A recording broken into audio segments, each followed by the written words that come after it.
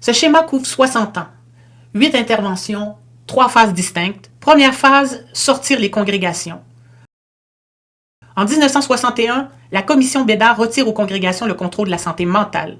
En 1966, la commission Castonguay-Nepveux complète l'opération. Hôpitaux, protection de l'enfance et services sociaux. L'État prend tout. Pour le citoyen, ce changement est présenté comme un progrès. Des professionnels laïcs remplacent des religieuses.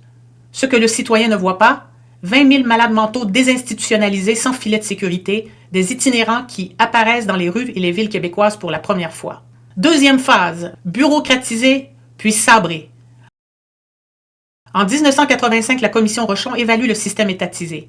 Son propre diagnostic, bureaucratie paralysante. Corporatisme installé, patients devenus secondaires. La réponse du gouvernement, ajouter des structures. Rochon revient en 1994 comme ministre de la Santé et applique ses propres recommandations, 3700 lits fermés, virage ambulatoire sans ressources communautaires pour recevoir les patients. Les urgences débordent. Le Collège des médecins documente la crise dès 1998.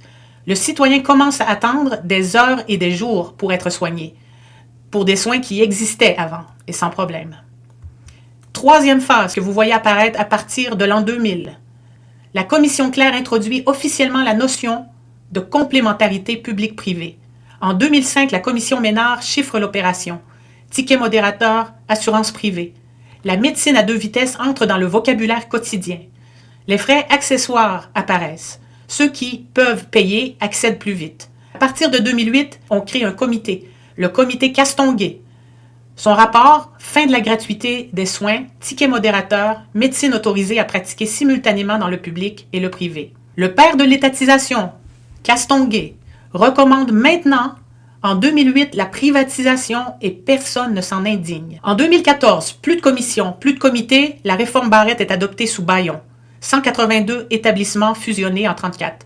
Conseils d'administration locaux supprimés. Les listes d'attente explosent. 800 000 Québécois sans médecin de famille en 2014. 1,5 million en 2018 et en 2022, même méthode. La réforme Dubé crée Santé Québec sous bâillon.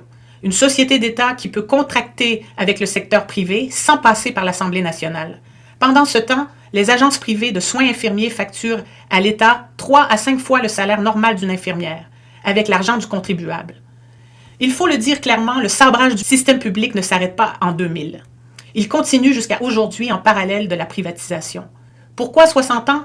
Parce qu'on ne peut pas privatiser ce qui est gratuit. Les congrégations ne facturaient pas. Il fallait d'abord convertir ce système en marché. L'État n'était pas la destination. Il était l'outil de conversion.